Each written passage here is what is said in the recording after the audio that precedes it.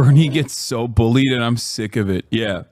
Stop bullying the old man, okay? Speaking of Bernie, he's in a little bit of trouble because he had a critique on the H1-B visa program. And I don't disagree with Bernie Sanders' critique, even though I haven't read the entirety of what he was saying. So maybe there's some stuff in there that's actually crazy and like nativist or whatever. But the H1-B visa program absolutely is utilized in a way to create further expendable and more exploitable labor. I don't know why people consider that to be racist and unacceptable to openly say. I have been saying it nonstop.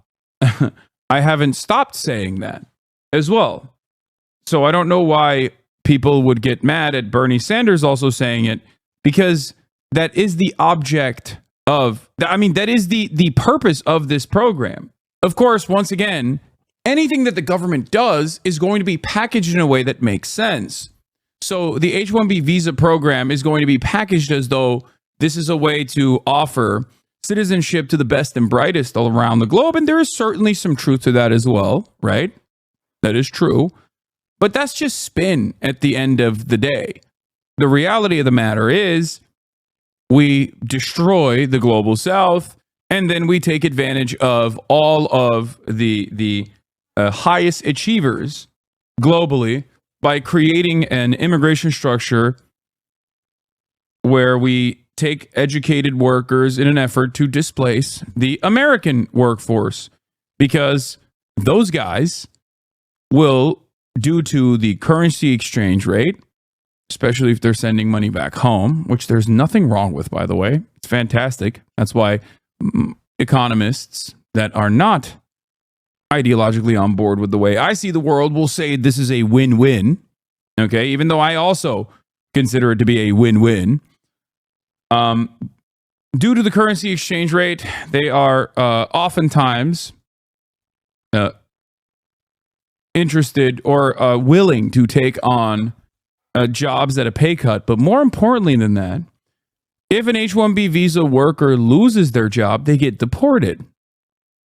So if an H-1B visa worker loses their job and they get deported, they are even more exploitable. So the solution to make this process more ethical and not a mechanism to displace and depress American wages is to ensure that there are safeguards that maintain wage parity and a parity for benefits offered and a protection, additional protections offered to all workers, including H-1B visa workers.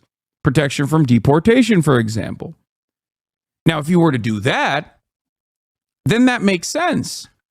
Then bosses can't use the H-1B visa program to create extra exploited and to create a hyper exploitable secondary labor market. Okay? That's it. That's the real solution. But of course, that solution is not necessarily one that benefits the capital owners. Bernie Sanders is in a lot of hot water. Let's take a look at what he said. News: we need major reforms in the H-1B program. Okay, is it in here? No, these are older videos from back in the day when Bernie Sanders said open borders is a Koch brothers policy. And the last time he talked about H-1B workers and the visa structure. And he has complained about it quite a bit. This is not new for Bernie Sanders. So let's read what he had to say. He wrote this yesterday. The current chairman of the Senate Committee on Health, Education, Labor, and Pensions today releases the following statement on H-1B guest worker visas and the recent debate concerning the program. Bernie said, there has been a lot of discussion lately about the H-1B guest worker program. Elon Musk and a number of other billionaire tech company owners have argued that this federal program is vital to our economy because of the scarcity of the highly skilled American engineers and other tech workers. I disagree. The main function of the H1-B visa program and other guest worker initiatives is not to hire the best and the brightest, but rather to replace good-paying American jobs with low-wage indentured servants from abroad. The cheaper the labor they hire, the more money the billionaires make. Where's the issue with this statement? This is 100% correct. The notion that there aren't skilled American tech workers out there that could be doing these jobs is completely, the notion that there are none in the current labor pool is not only silly, it's an abject lie. It's a lie that is channeled through mainstream resources as well, especially when you consider the hundreds of thousands of layoffs that have taken place in our Silicon Valley quantitative easing induced bubble that finally burst a little bit. In 2022 and 2023, the top 30 corporations using this program laid off at least 85,000 American workers while they hired over 34,000 new H-1B guest workers.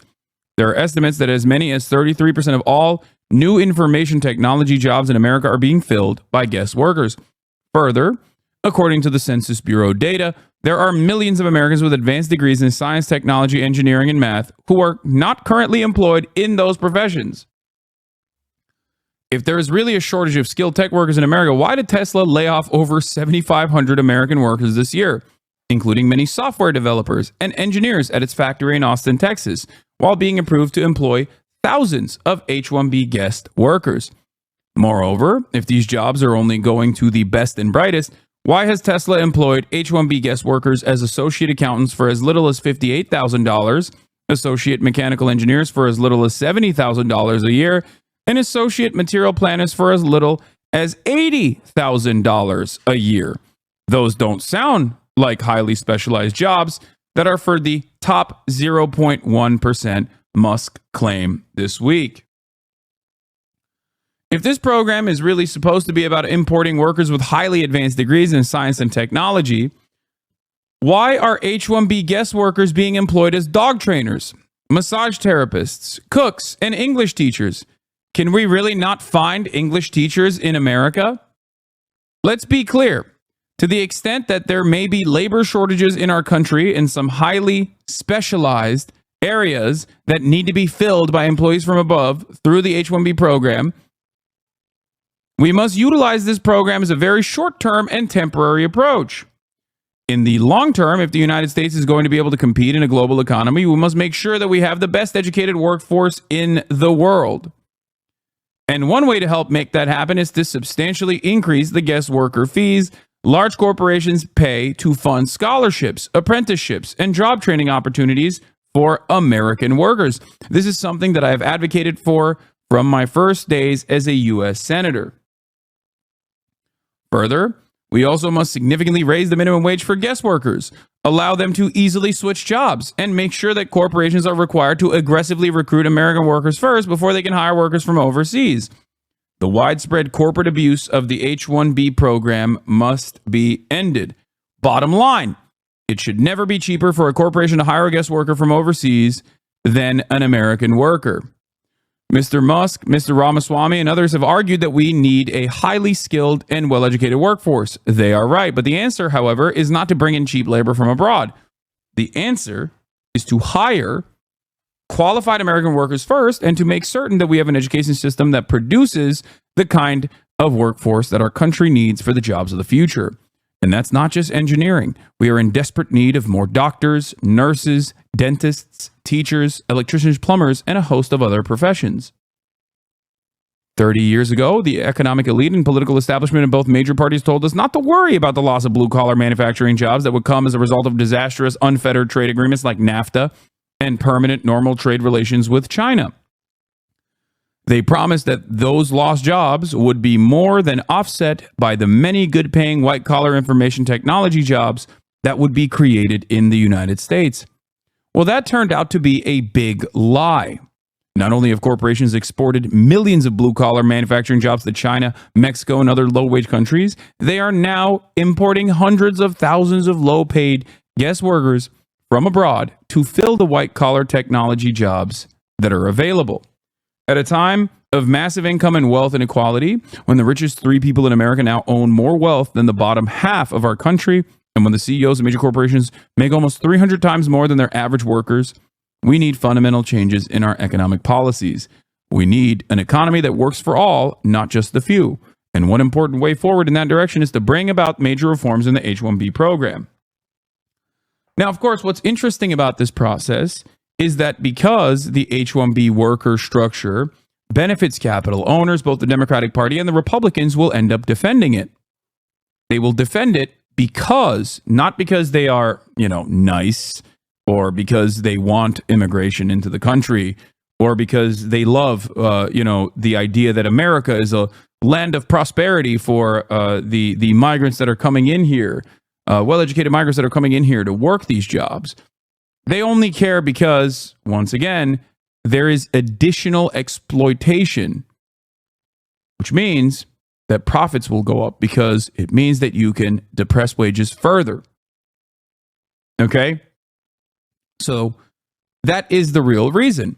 And the real reason why people can be endlessly racist to the undocumented migrants on both sides of the aisle as well is because there is always an endless well of undocumented migrants that are crossing the border to come and work at these very low wage jobs. Now we're not talking about the H-1B visa program. Now we're talking about migration patterns. Okay?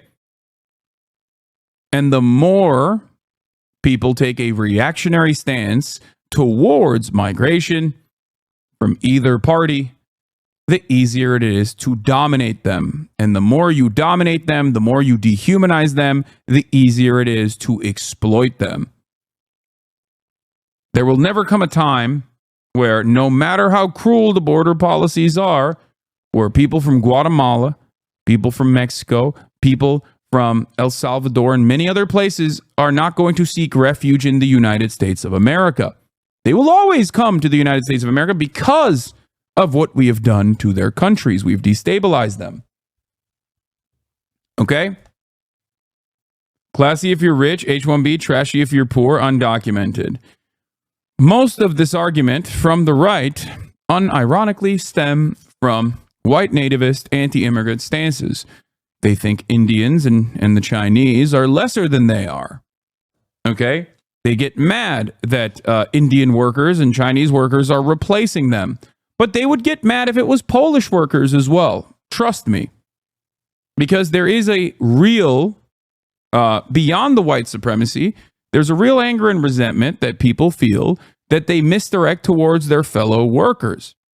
There is no difference between an Indian worker or an Italian worker or a Polish worker and an American worker. There is no difference there at all. They have the same exact class interests. Okay? They do.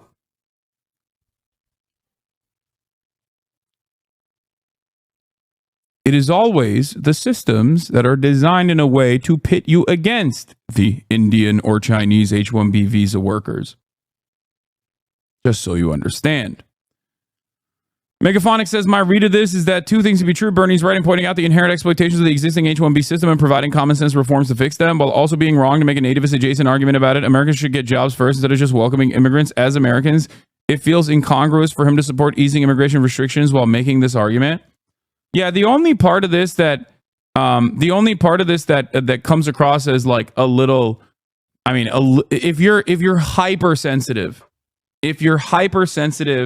and don't believe that Bernie Sanders cares about like migrants or whatever, then you can read this part as like, oh, well, or where is it? Where is it? If you're hypersensitive about it, I think like there's a couple parts where he just like basically talks about like these have to be American workers first.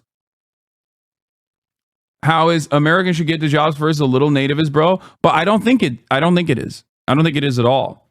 Because if you understand the H1-B visa guest worker program to be created specifically to displace the American labor pool with an easier to exploit labor force that you ship from overseas, then yeah, of course you're going to say, no, you got to make sure that you hire Americans first in the United States of America. Because if you don't do that, then you arrive at another point that Bernie Sanders makes very clearly here. You arrive at NAFTA. You arrive at permanent normal trade relations with China.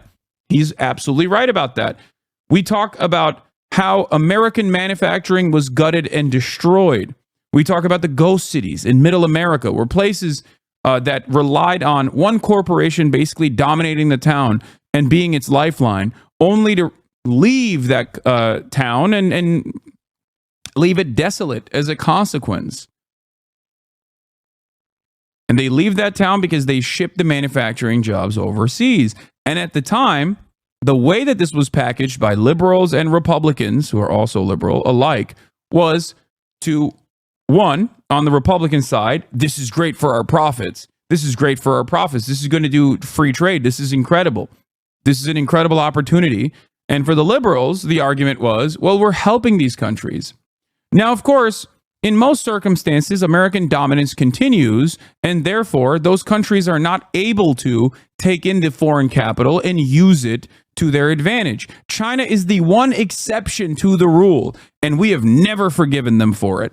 If China also operated in the exact same ways as Mexico, because Mexico is so close to the United States of America, so deeply entrenched in American politics and American intervention, Mexico was not able to, due to corruption and the implementation of a narco state, was not able to distribute its funds, its foreign capital, in the same way to engage in even development and urbanization in the way that China did.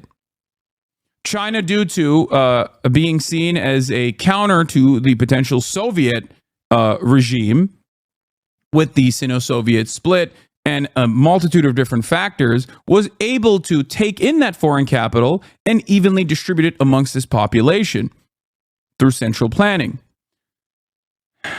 And like I said, if your attitude was that China will never be able to reach the, reach a competitive level and become a hegemon, that will outcompete the United States of America in key sectors in a matter of 3 to 4 decades, then yeah, you're thinking, yeah, we can consistently keep dominating them and use China and the Chinese population as slave labor overseas. The problem, however, is that due to central planning, due to a genuine interest in building the Chinese nation state, China was able to take that foreign capital and distribute it in a way that genuinely improved the lives of 1 billion Chinese people, taking 800 million Chinese people out of the throes of abject, extreme global poverty in a matter of decades.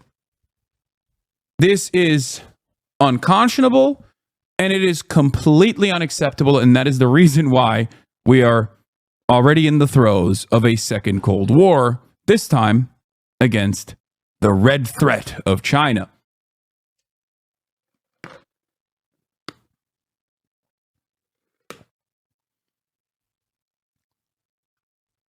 The liberal take on what he said is in fact the racist take. So,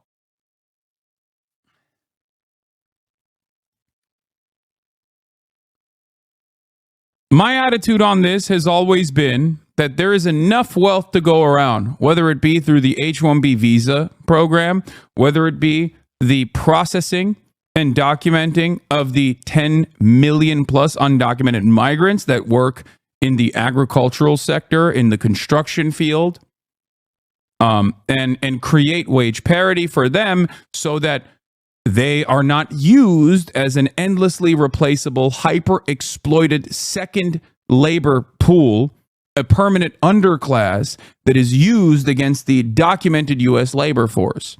That is the real solution. That is the real way to get out of this problem. But of course, that would require shrinking profit margins, and that would be unacceptable. What did you say? If you really think anything Bernie said is racist, I genuinely don't think your opinions will win any elections anytime soon. I mean, that's also a tricky conversation, because if Bernie had said something genuinely racist, there are plenty of genuinely racist people. There are plenty of, like, anti-Indian sentiment, for example, goes a long way on both Twitter and in general. We must not find ourselves in the throes of right-wing reactionary politics simply because it will be beneficial. That's the attitude that the Democrats have. That's the attitude of the Democratic Party in general. As an H-1-B visa holder, I ain't rich, and I'm easily susceptible to being fired if I join a union and subsequently get deported if I don't find a job in 2 months' time. Also, the path to citizenship or green card takes so long. Have already spent 10 years in the U.S., 15 plus years to get my green card. Brian, kill me. So yes, we are stuck in limbo half our lives. Exactly.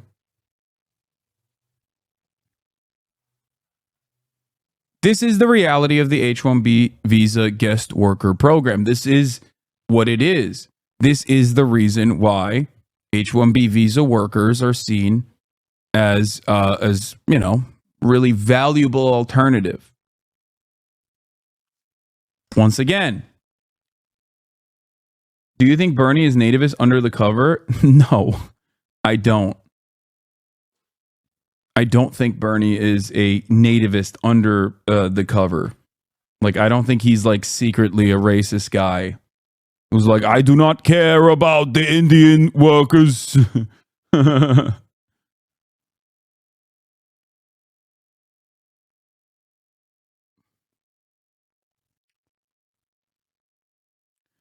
I am, obviously, as you guys know, pro-immigration, pro-immigrant, and also pro-workers' rights.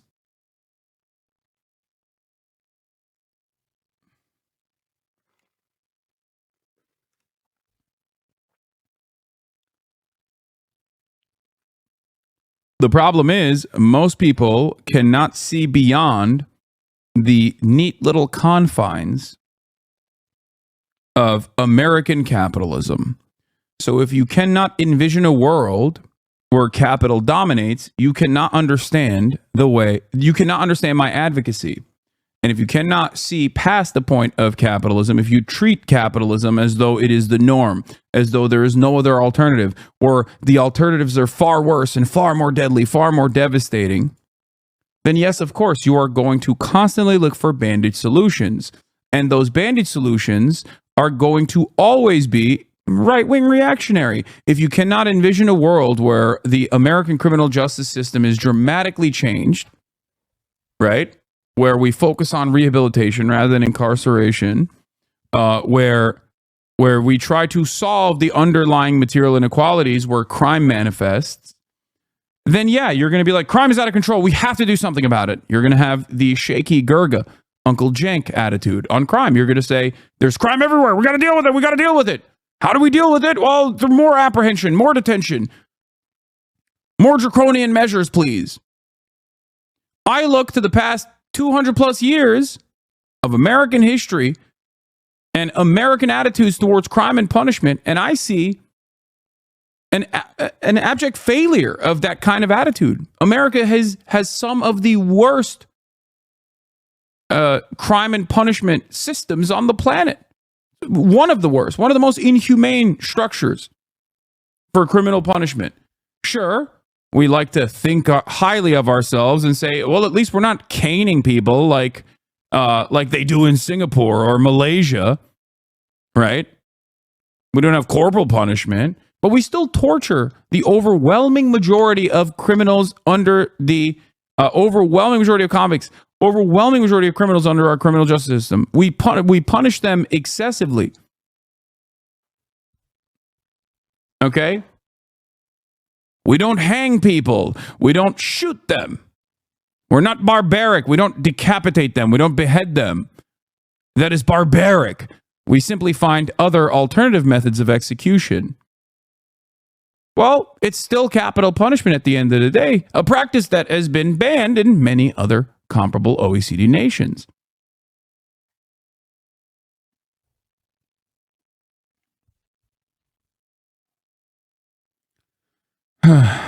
Somebody in the chat claims that Bernie is a nationalist. That's funny. Yeah, they're gonna be shameless about it and say Bernie is a nationalist socialist. Bernie's a Strasserite. Bernie. Feel the burn.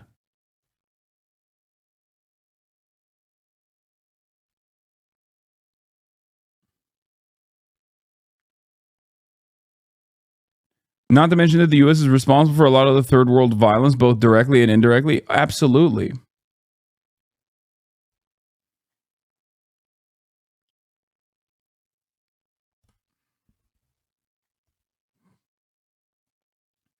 I think the irony also revolves around, and we're going to go back to, a different time where, well, lo and behold, Bernie Sanders still is warning about H1-B foreign workers replacing American labor.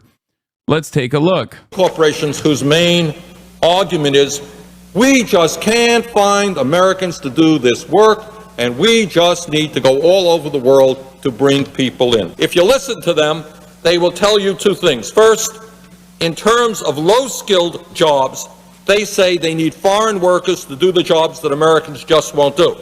And then, Madam President, this is what really gets me.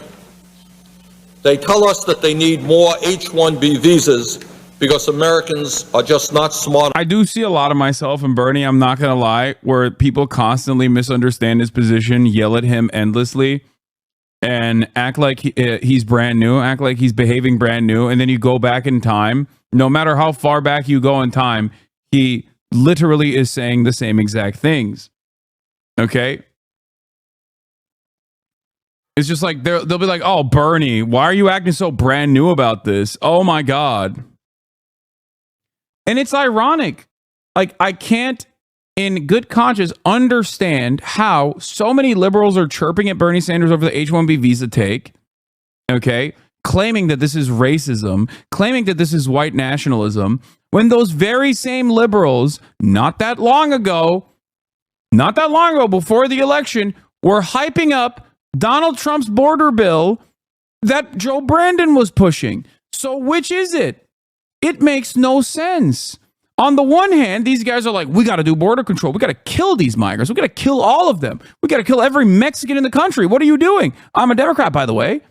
But then simultaneously, they're like, wait, what you mean that in a sector where there is unimaginable layoffs, these guys still have room for H-1B visa workers? Because it kind of feels like it's used as a mechanism to displace the existing American labor force and bring in, without any sort of wage parity initiatives, create a structure where you are basically taking advantage of a labor force, an educated labor force that's coming from overseas, from countries that we have dominated for years and kept poor for the most part.